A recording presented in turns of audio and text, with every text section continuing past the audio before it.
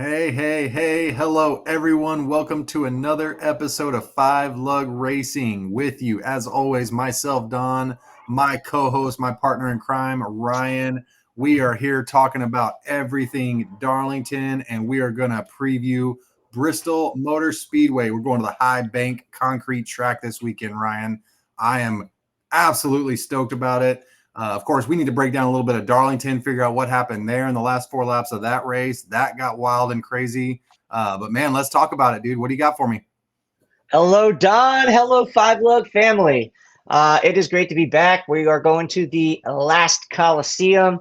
Yes, Bristol is always an exciting race weekend. But man, Darlington, yeah, let's touch base on that real quick. Um, First of all, um, we're going to give a shout out to Denny Hamlin and more importantly, Denny Hamlin's pit crew. Oh yeah, Uh, Denny Hamlin's pit crew put that 11 car in victory lane. And you know what? I'm going to give an additional shout out to Denny Hamlin because he even said it in his post race interview.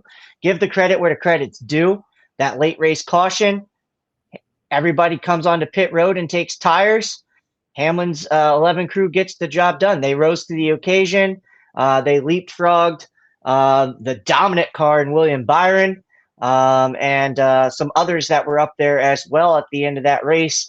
And, it really, the way that strategy had played out at the end of that race, it looked like we had Tyler Reddick about to win, and then Ryan Blaney, because he cycled on his tires later than Reddick. His tires were just a few laps fresher, and those few laps were adding valuable lap time. It was just blowing through the field as yep, far as how fast he looked like, like he was on stickers compared to everybody else. It was insane. yep. He got around Reddick, and it looked like Ryan Blaney was finally going to get that first win of the season and get a good, solid finish for him and his team.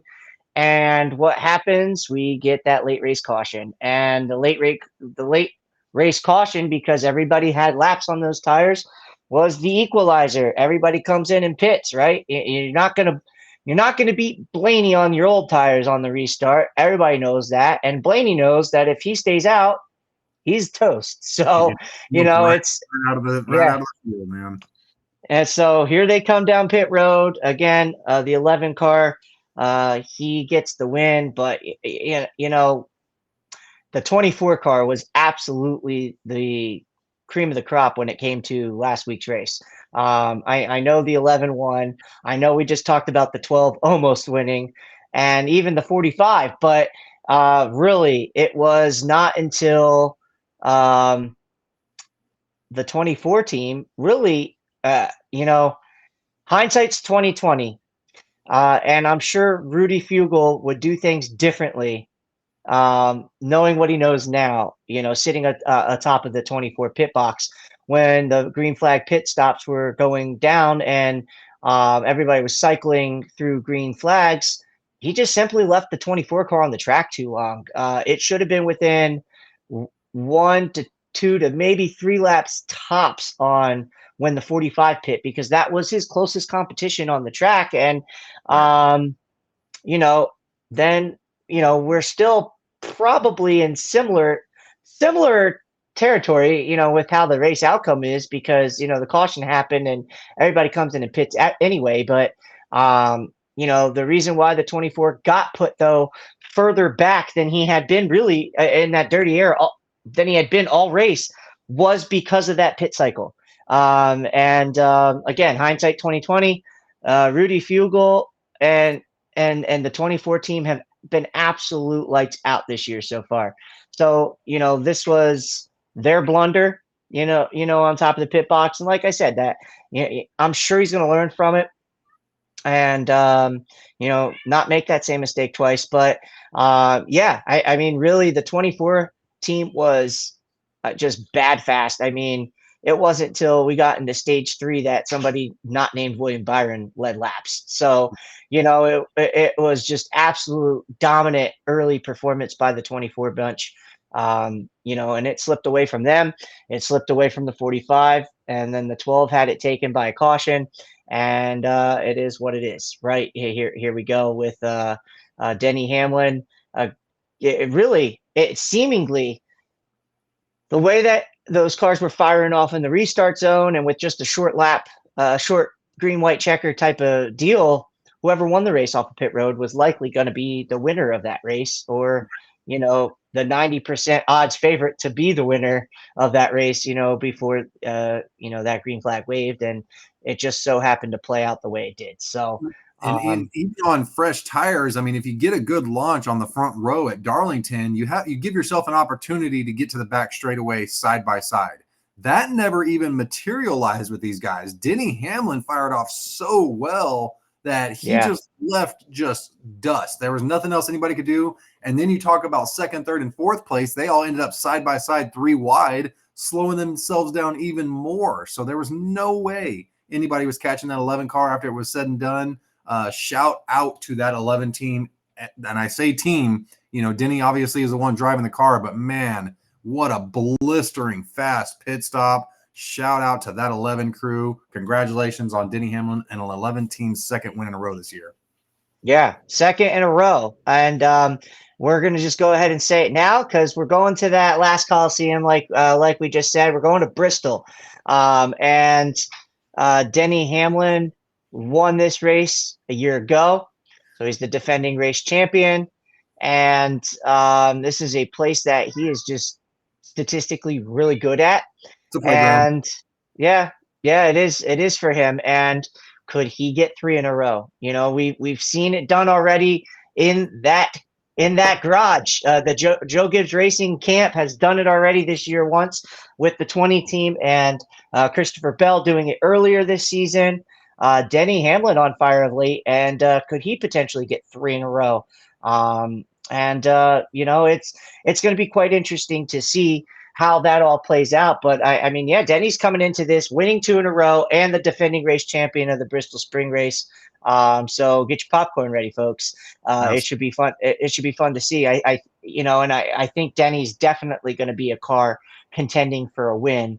So anybody watching this saying, nope, he can't do it. Well, I don't know. I think he's going to be there for in the top 5 or 10 respectfully, throughout the entire race, and we'll see just how it plays out. The ends of these races typically dictate these winners. It's just it'd be fun to see how it all plays out on the track. But here we go. We're going to Bristol, man. I'm so stoked. Bristol is, just I talk about unique racetracks on the circuit, and I know we have other short tracks, but we don't have a short track like Bristol. It's truly a bull ring. I remember back in the day when in my younger years, listening to the commentary and watching the Bristol races and how they would say it's like racing in a bathtub, and like those, just those unique statements that you would hear out of like Darrell Waltrip's mouth, and the color commentators that were in the booth calling these races. And I think back to how dominant. Well, I mean, Waltrip had his own dominance at this track at one time. I remember Rusty Wallace was king of the castle here for a while as well. And then you've had your Gordons, your Earnhardts. I mean, we've had some awesome finishes at this place. I still remember the one with the I just said Earnhardt, right? So I can't not mention it. The Terry Labonte, Dale Earnhardt finish sliding, to the win with a beat up race car, but that was, beating and banging back in the day, old Right. school style NASCAR racing that, Bristol just brings that level of excitement. Now, of course, you do get that side by side racing here with the steep banking. It is a very fast track for how short it is. And part of it is because of the steep banking that it carries. Concrete racing surface. It's just a really, really fun racetrack, and it is truly a unique circuit. Like I said, we have short tracks on this schedule, but none like Bristol. And you're hard pressed to find a track in the world even like Bristol. So Absolutely. it's and what this race has been built up to be. It's how they've just added stands throughout the year and just built it up, and it truly does look like that Coliseum where they're all fighting to the death out there, and it's just always been a fun place, a special place for me to strap in and watch a race. I don't miss Bristol races, and working in the sport like we do, Don, being privileged to cover the sport. I mean, we don't miss races, but it's just like I would never miss a Bristol race if I. It's a really fun race weekend, and we got all three of our series on the track this weekend. We have the trucks Friday night, fingers crossed, because we know that there is some potential for some weather Friday, and there's definitely rain forecasted. It's just a matter of, is it all in the morning and maybe early afternoon to where they can get the track dry and still get the truck race in, or does it become a Saturday doubleheader? The weather looks good for Saturday and Sunday as of now, so we hope it stays that way. But all three series on the track, and all three series put on a show here at Bristol. So just the Bristol triple header, I call it, and it's just absolutely action packed. With when it comes to the trucks, I want to wish return guest of the show, Tyler Tomasi, is going to be strapping up for a run in the truck series with RBR Racing, and then he's also going to be on track. If you guys remember, we said he'd be running Bristol in the Xfinity Series as well. With the unfortunate that he did not he had to be 8 cars in qualifying at Martinsville. Stands Right. much better shot at making his Xfinity Series debut at Bristol. So best of luck to Tyler. I just wanted to get that out of the way right now. Tyler's been, great guest of ours, and it's always fun to have him on here to chat racing, or even behind the scenes chat racing with him. So yeah, it's going to be really fun, Don. Looking forward to, the last time the trucks were out, and everybody was out here at Bristol, it was playoff environment, right? And so it's a little bit different in the spring, but I there's a couple trucks that I'm just going to say I want to keep an eye on, and we're not going to dive too deep into the trucks, but of course you're going to have your Corey Himes, running up towards the front. But one of the guys I want to give a nod and a tip of the cap to, and I've been seeing a lot from out of the Nice Motorsports stable, is the 45 of Caden Honeycutt, who has also been a guest on our show. Yep. Caden, a solid dude, good race car driver. Really good, underrated race car driver in my opinion. And I think I keep saying he's scratching the surface on putting himself in contention for that first win. And again, not a matter of if but when. I really feel like Honeycutt can get one, and who knows, Bristol could be one of those places where he could potentially see himself going to victory lane. So yeah, and then we get into the Xfinity Series. Uh, just I I know the 7 is going to be something. Justin Allgaier, you can't come to Bristol and not have the junior motorsports cars be in the conversation. But the defending race champion, or I should say, I don't want to say defending race champion, but the last time we were here, Don, you were there, and Yep. you saw the 00 of Cole Custer go to victory lane, and got to partake in a little bit of the action with knowing some of the crew members from that team, and what an exciting night that was. But Cole Custer's not in that seat. The car will be on the track, though, with a very capable driver. So Sheldon Creed is going to be one I would say to watch out for this weekend. I'm also interested in how the rookie Connor Zilich does. I know we just said about the junior motorsports cars in the 7 of Allgaier, but I'm really, really curious to continue to watch the maturation of the young driver who is a road racing ace at his ripe young age, of 18, 19 years old. But the fact that we're on a track like Bristol, a place that I believe he is more than capable. He logged some laps here already in his career, so it's not going to catch him off guard. And I'm curious to see how he fares. Some of the guys that I just want to mention that have been starting to really show some flashes, some more rookies of Nick Sanchez and the 48 Big Machine car. He is, I think, also one of those young drivers that is talented beyond his years. And, with one of those smaller to mid-size, I mean, they're a one-car team, so let's call it for what it is. They're a small team, but Right. just and the resources that they have, but they go out there and compete. And I really like what I'm starting to see out of Eckes. Christian Eckes is one out of the Colleague stable, and I know the guy's capable, and he's no rookie to this track either. Both of these drivers I just mentioned have plenty of experience in the truck series, and just curious to see how that all plays out. But yeah, the Xfinity and the truck series racing, I'm sure will be electric.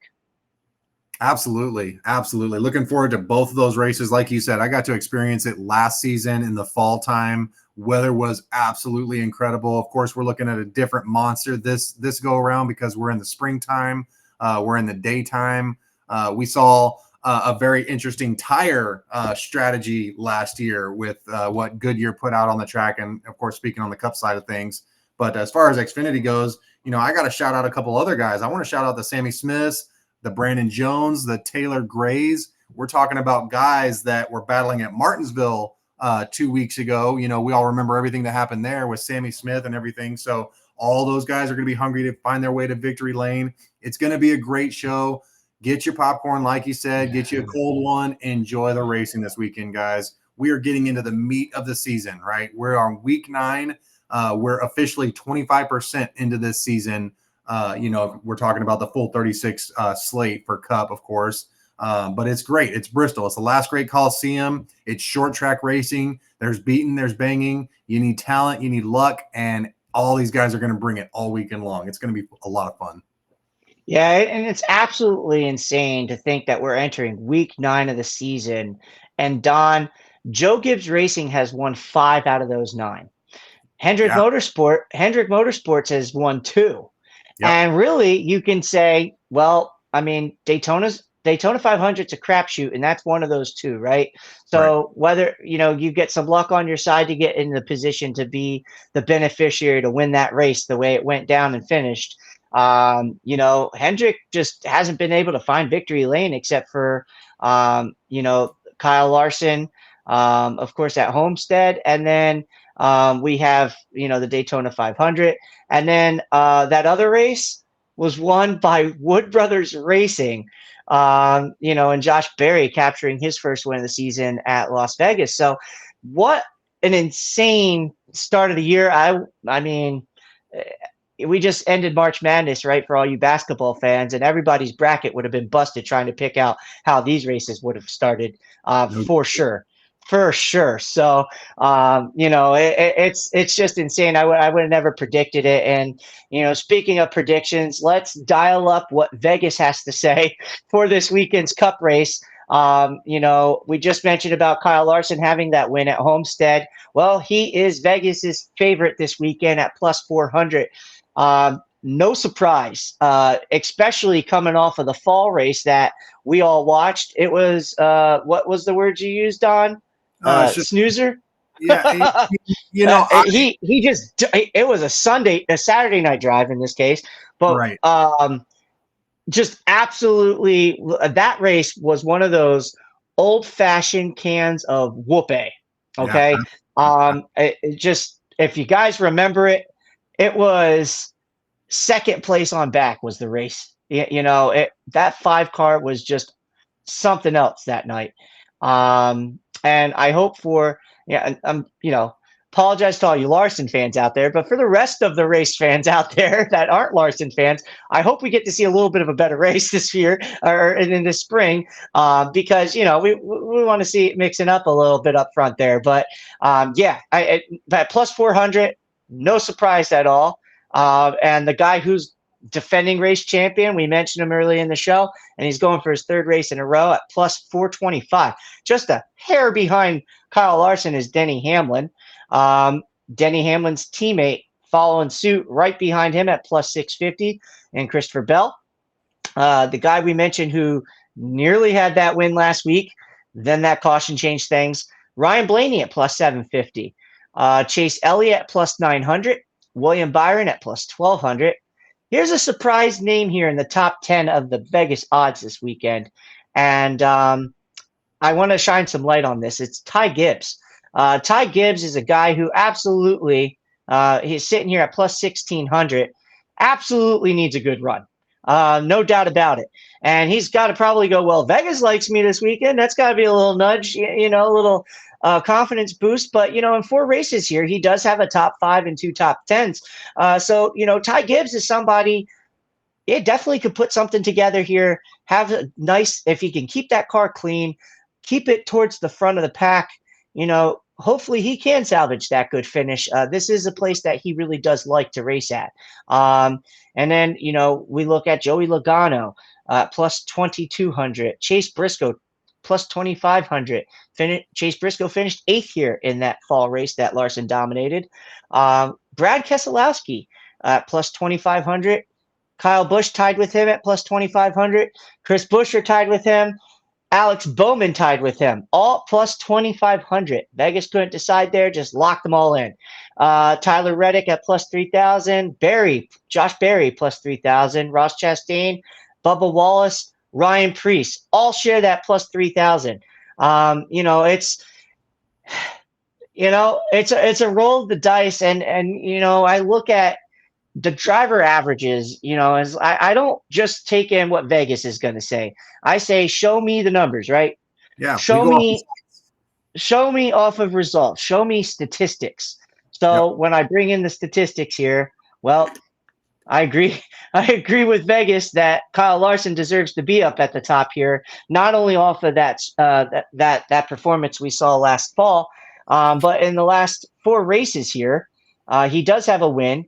But he has 4 top 5s, which means by default he has 4 top 10s, and he's led 26.8% of the laps here. That's ridiculous. That is now again, he darn near led the entire race last year. So and that 40 or 450 last year of this thing in the fall time. So it was crazy. Out of 500 laps. That's a stupid amount of laps. So, it drives up the percentage on the laps led with the laps run thing, but it's still a very strong number. So, Kyle Larson fans, you could puff out the chest a little bit going into this weekend knowing that Kyle Larson's probably going to have a piece. He's probably going to be in the mix, and we'll just have to see how that all shakes out.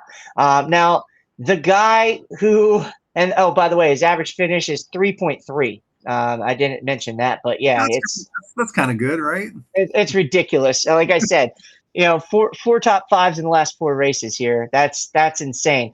But the guy who can rival that a little bit is the defending race champion of this particular race, and the guy who's going for 3 in a row, and Denny Hamlin, with that average finish of 3.8 in 4 races, 3 top 5s, 2 wins, and 4 top 10s. So is it going to be the Larson and Hamlin show? And that's like one of those rivalries I feel like this sport needs. And it's a semi-friendly rivalry, but that Larson Hamlin, those numbers are no joke here. And then we get to Chase Elliott, who has an average finish in the last 4 races of 4.8 here. No wins, 2 top 5s, and 4 top 10s. Christopher Bell right behind Elliott at 5.5. 3 top 5s, 4 top 10s. Chris Buescher at average finish of 6.5 in the last 4 races with a win, 2 top 5s and 3 top 10s. And here's a surprise name when we get to these next 2. And not necessarily that it kind of is. Okay, for Bristol, it is kind of a surprise to me that Michael McDowell is sitting here with an average finish of 9.8 in the last 4 races. Right. That's impressive. And that is a guy who desperately could use a good run himself. All the Spire cars could. Yeah, the Spire car is full right now because they started so hot and so fast, and it just fell off a cliff really fast. So he could Yeah, really use a solid run this weekend. yeah. Two of those Spire cars are sitting 29th and 30th in points, respectfully, and McDowell, I Right. believe, is 17th in points. So, He's looking yeah, that's in right now still. yeah. So I mean, they desperately all of them could use a nice run. Another guy who is a different name up at the front of this list here with an average finish of 11th is Ryan Preece. And then Brad Keselowski, Ross Chastain, Bowman, Briscoe, Ty Gibbs, Byron. And that one kind of surprises me in 4 races here. The last 4 races here, Byron's best, or I should say, Byron's average finish is 16th. 16th for the 24 camp, who has been so good this year so far. And for the rest of the field, they would love Byron to not have a great week. Right. To catch up with him on the regular season points. Talking about the point standing here and Byron, one of the things that they're doing so well is just getting those stage points. Every Um, week, man. yeah, every week, just getting the stage points. He has 3 stage wins, which is the most in the field, and it's just yeah. And then there's a bunch that are tied for 2 stage wins, but it's impressive what they're doing. They're being the model of consistency, and that's what you need to win that regular season championship. And mind you, that regular season championship comes with 15 playoff bonus points. So I mean, it's definitely worth winning. And all these other drivers are certainly trying to chase him down. Denny Hamlin has been making big gains his last couple weeks in the point standings. He has now climbed up since his win last weekend. He went up 4 spots in the points to second, and he's 49 points behind Byron. Um, one of the one of the biggest drops in points was Kyle Larson, who had an awful week at Darlington with that trouble earlier, knocking the front clip off of the front clip, the nose of the car, and it took them a long time to get that car mended, and they brought it back out, of course, as we know, but the just finished buried down there in the running order, and just that was a huge loss for them points wise. Christopher Bell is third in points. Chase Elliott sitting in fourth. Tyler Reddick in fifth. Just mentioned Larson in sixth. Ryan Blaney is in seventh. Bubba Wallace is still in the top 10, folks. He is still having really good runs, and he is sitting eighth. Joey Logano ninth, and Alex Bowman round out your top 10 in points. But yeah, I'm quite curious to see how this race weekend plays out, Don. We really are starting to get a good sample size of the contenders and pretenders. And I look at that top 10 in points, Don, and I think, well, the top 10's probably going to have a good week, right? I mean, this is a track that suits most of those drivers that are sitting in the top 10 in points, including Bubba Wallace, who I mentioned. I know, Bubba has run really, really well overall here at Bristol. Matter of fact, he was better than his teammate last year here at Bristol, who everybody says is the better driver, and he may be, and you could argue that, but whatever. When it comes to Bristol, Bubba ran really well here and runs really well here. So be interesting to see how he shakes it out. We know as a whole, the Penske cars are still chasing their first win of the season. Their affiliate team, the 21 team, has a win, but the 12, the 22, the 2, they're all looking for their first wins of the year. And this is a place that I'm sure Ryan Blaney and Joey Logano would love to try to get that done. Hendrick Motorsports, like we said, I know we just raved about how good Larson is here. And Chase Elliott is really good here too. Bowman is better than Byron lately here. And, it's going to be curious to see how it shakes out for those guys. I'm just quite curious to see who is going to be that guy up front mixing it up that we aren't expecting to maybe be there.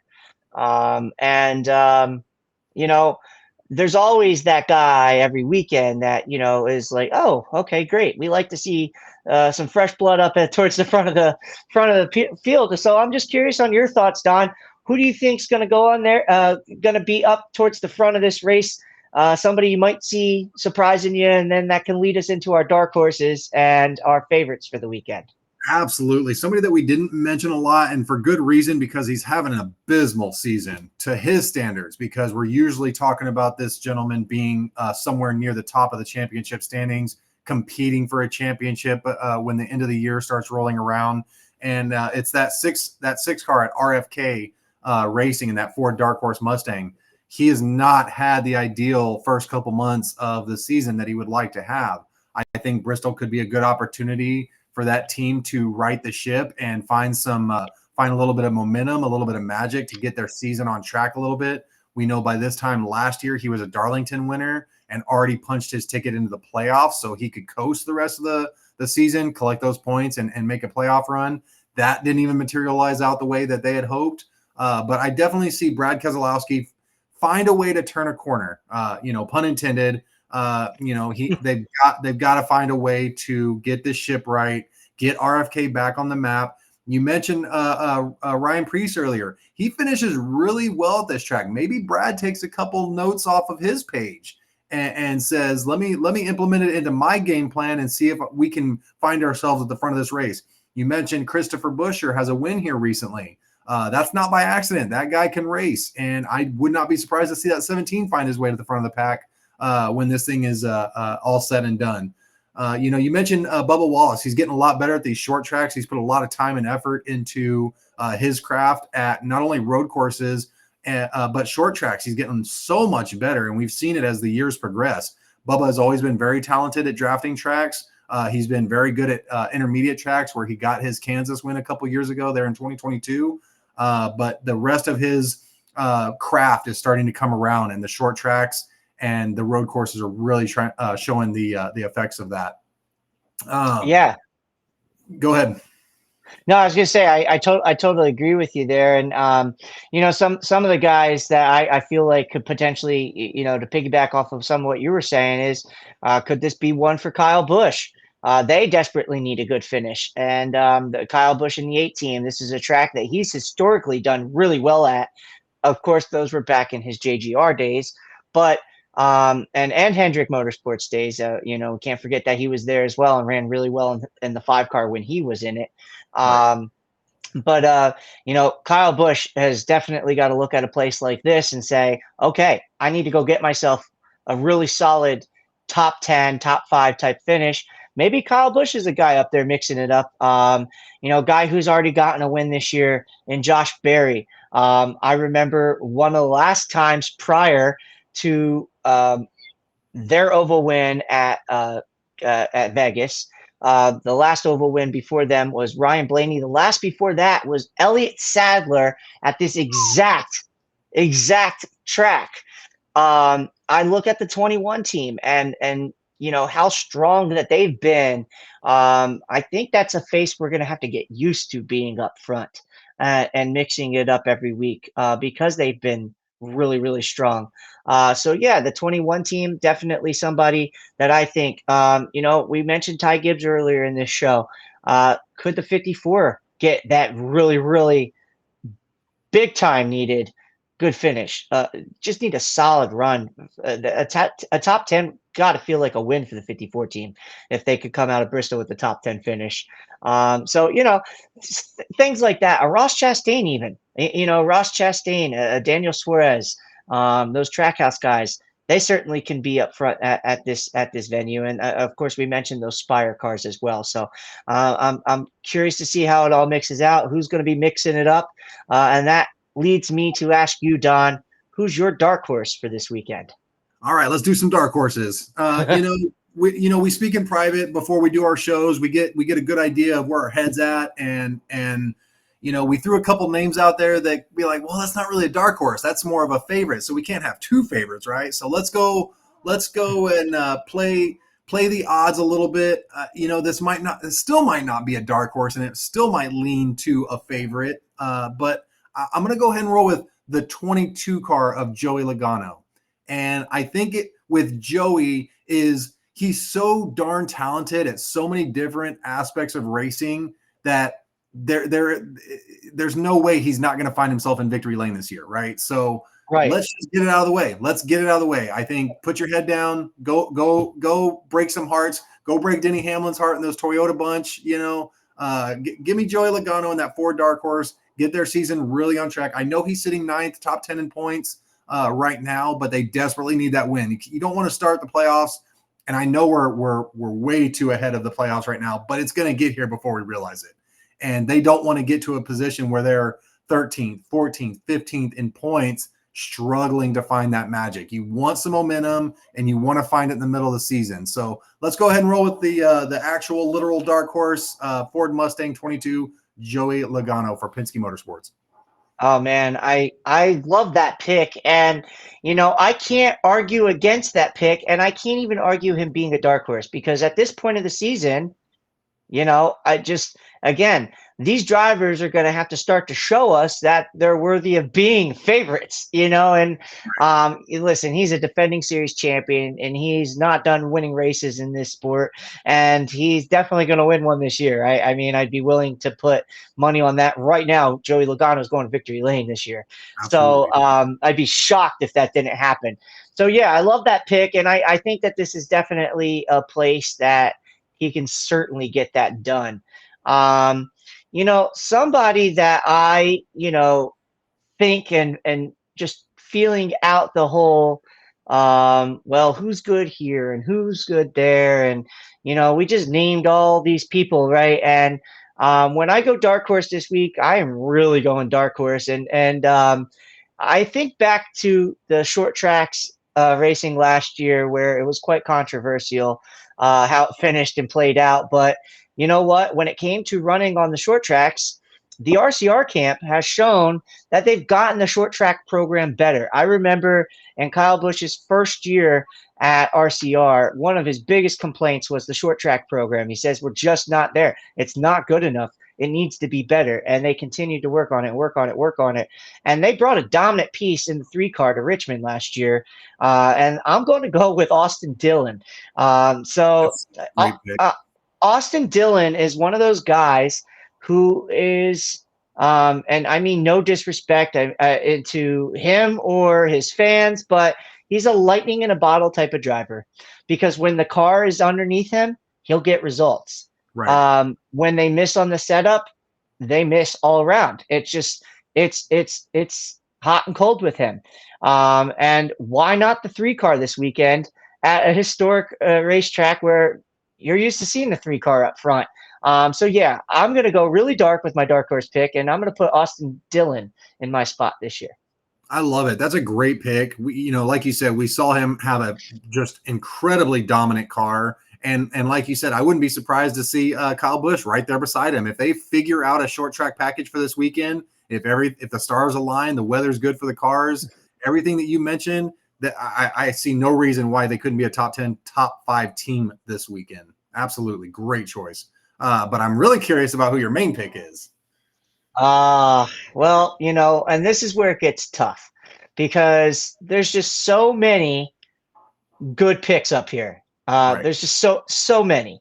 But the one that screamed at me coming into the week, and I don't know if I'm just having flashbacks of the All-Star race and the underglow on that car and how dominant the 9 car was in that race, but I don't know what it was, but there's just something about the 9 team and Chase Elliott this weekend that tells me they're going to be one of the ones to watch out for. I think that they're going to unload fast. I believe that they're bringing Chase a top 5 car this weekend, and it's going to be up to Chase to put it in victory lane and go out and beat Denny Hamlin and go out and beat his teammate and Kyle Larson, and even the guy who I was wrestling in my head on who I thought was going to take this spot was Christopher Bell as well. And Chase Elliott is more than capable of going out and beating those 3 drivers. And even a Ryan Blaney and the ones that Vegas likes this weekend. And Chase is right up there in the mix with them anyway in those Vegas odds. But yeah, this just feels like a Chase Elliott race to me. So I'm going to take the 9 team and, all those back to Dawsonville Pool Hall. we'll hopefully be cheering on Chase, I'm sure, and hoping to get to ring that siren, as they call it, and make me look good with my pick. Hey, what a cool tradition for their driver down there in his hometown, right? You know, everybody's got a little something that's unique to their area, and I think that's absolutely wonderful. Chase is no stranger to winning on short tracks. He knows how to wheel pretty much on anything. We haven't seen him as successful in the next gen era. Okay, so that has to play into it a little bit. We saw him get the victory at the beginning of the season at the Clash at Bowman Gray. Great victory, dominant car. The car looked awesome. So I love it. I absolutely love it for Bristol. Like you said, he knows how to win here. He's capable of doing it. And shout out to that underglow that you mentioned, because I thought that was really fun of NASCAR to do. It was something different.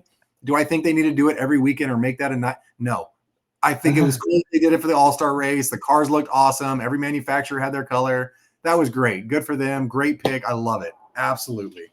I even thought it was cool that when Lionel made the die cast, that the ones that got made from the All-Star race, that they lit up. I just thought that was really, really, really neat and something different for the fans. So yeah, but yeah, and don't think for a second I didn't think about that short track run at the Clash and how good the 9 car was there too. I know Bristol is completely different track than that, but yeah, I definitely think 9 team is going to be one to you're gonna have to worry about the 9 team this weekend, guys. I'm just saying, he's gonna be a top 5 car. Absolutely. Great pick. Absolutely love it. You know, I'm going to go ahead and go with the grain for my main pick. This team is just running on an absolute high right now. You talk about the blistering, just mind-blowing pit stop they had to get that 11 car out front at Darlington last weekend. And Denny Hamlin took the last 2 laps of that race and said, this is ours. I'm not letting this get away. You know, we're coming to a track where he knows how to win. Good tires, bad tires, great tires. It doesn't matter. He knows how to save everything he has for the end of these races and turn it into a really fast car where people can't catch him. So I got to go with the momentum. I got to go with the full head of steam in the 11 car and Joe Gibbs Racing. Of course, there are 30 other guys we can pick to be a part of this winning moment. But when you're talking about momentum in a sport, NASCAR is huge on it. And I think the 11 car just knows how to do it at Bristol. You set him up with 2 wins, all the confidence in the world, pit crew firing on all cylinders, and it's a recipe for a 3rd straight win in a row here at Bristol Motor Speedway. Yeah, absolutely. I love it, and I can't argue against it. And I definitely think that Denny Hamlin is one of those drivers too. When he gets a little bit of positive momentum in his favor, he's hard to slow down. Yep. So I have a feeling yeah, he's going to be beating a lot of people's favorite drivers this weekend. So keep an eye on that for Sunday. So, but yeah, man, another wonderful episode with you, Ryan. Appreciate everything you do behind the scenes, man. You are just an absolute rock star. You know, for everybody listening, made it to the end of our episode. Thank you so much. Make sure to drop a like, make sure to drop a share and a comment and all that good stuff. We still want to know, like every week, we want to know who you think is going to win this thing. Are you leaning towards your favorite driver, or is there somebody else that stands out that you think is going to take this thing this weekend at Bristol Motor Speedway? Let us know. But yeah, man, from everybody here at Five Lug Racing, this is another wonderful episode. Thank you for being here with us. Myself, Don, with me, Ryan, thank you again. And we will catch you guys on the next one. Y'all take care.